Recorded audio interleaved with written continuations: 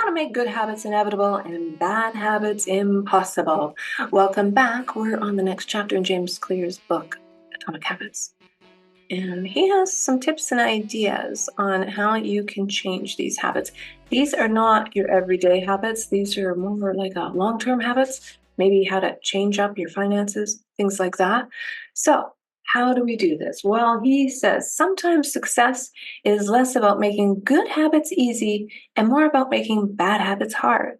This is an inversion of the third law of behavior change. Make it difficult. If you find yourself continually struggling to follow through on your plans, make your bad habits more difficult by creating what psychologists called a commitment device. A commitment device is a choice you make in the present that controls your actions in the future. It is a way to lock in future behavior, bind you to good habits, and restrict you from bad ones. And he gives the example in the book when Victor Hugo was given a deadline by his publisher, 6-month deadline, because he'd been lollygagging or procrastinating and partying for about 3 years, who wrote The Hunchback of Notre Dame in 1830.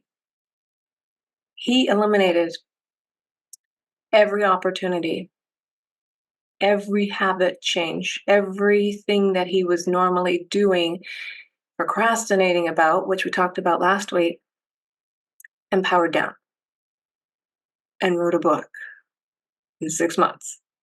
So that is how powerful distractions can be in pulling us back or moving us forward. And these commitment devices are useful, he says, because they enable you to take advantage of good intentions before you can fall victim to temptation. And he says before ordering a meal, he'll ask for half of it to be put in a box if he's trying to cut calories or cut back on consumption. I had a girlfriend who did something similar, except for when she wanted to stop eating, she just poured salt over the rest of her food. Didn't matter where she was, if she was at home, if she was out, whatever. And her habit became, I'm not going to eat that salty food. I am satiated. I've had enough. Move on. Get creative. This is so fascinating. I love it. He goes on to say the key is to change the task such that it requires more work to get out of the good habit than to get started on it.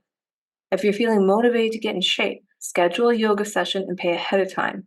If you're excited about the business you want to start, email an entrepreneur you respect and set up a consulting call. When the time comes to act, the only way to bail is to cancel the meeting, which requires effort and may cost money. Commitment devices increase the odds that you will do the right thing in the future by making bad habits difficult in the present. However, we can do even better. We can make good habits inevitable and bad habits impossible. Commit to commitment. Who said that before on my show? Vince Placente, right? I'll link that interview in the show notes. It's really worth your while. And I'm going to give you my own helpful little commitment device. And I simply say to myself, do what you say you're going to do. You do what you say you're going to do. Repeat that enough times to yourself, and you will find yourself being that person that shows up not only for other people, but for yourself. Show up for yourself. Do what you're saying you're going to do. Just a little mantra, morning vibe, love it. He says the best way to break a habit is to make it impractical to do. Increase the friction until you don't even have the option to act. These one-time choices require a little bit of effort up front, but create increasing value over time. One-time actions. And he gives a couple of examples from his readers. For nutrition, use a smaller plate. Sleep, get blackout curtains. Productivity, unsubscribe from emails. Oh, right? Happiness, get a dog. General health, buy a supportive chair. Finance, enroll in automatic savings plan. Automatic bill payment. Yes, that definitely is compounding into your future self, right? What does your future self look like? Where do you see yourself? Again, show up for yourself today for your future self. I love this. He says, of course, there are many ways to automate good habits and eliminate bad ones. Typically, they involve putting technology to work for you. Technology can transform actions that were once hard, annoying, and complicated into behaviors that are easy, painless, and simple. It is the most reliable and effective way to guarantee the right behavior. Maybe you have to turn off the internet at nighttime. Gives a quote here from mathematician and philosopher Alfred North Whitehead. Civilization advances by extending the number of operations we can perform without thinking about it. That is your subconscious power. Your subconscious remembers how to do a task. You don't have to learn to ride a bike over and over again. That is a very simple example, but it is a prime example. You don't have to learn how to walk again. You don't have to learn how to talk again. But you may want to learn a new language. You may want to learn how to dance. Think about it like as an extension. And that's how civilization advances. We keep stretching and we keep growing. Beautiful. He says, of course, the power of technology can work against us as well. Binge watching, yep, it's getting a little bit too easy, isn't it? Technology creates a level of convenience that enables you to act on your smallest whims and desires. And here's an interesting statistic. The average person spends over 2 hours per day on social media. What could you do with an extra 600 hours per year? Give or take. 2 hours per day. Now, that is something that if you want to be posting on social media, technology can really help you schedule it. And I'm trying to get better at that. I'm trying to get better at scheduling, and I'm still learning that part of it.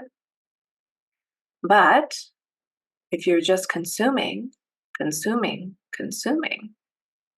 oh, that is exhausting. And that is just a time suck. It's a time suck. And I know people think they need an omnipresence and they have to be everything and everybody and everywhere, but you don't. You don't. Just enjoy your privacy, enjoy your private life. It's called a private life for a reason. But you can engage in social media.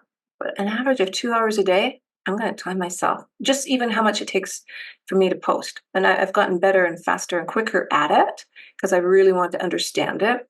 It's content creation is a necessary way of communicating these days. So watch where you can grasp those little glimmers of time. Maybe set a timer.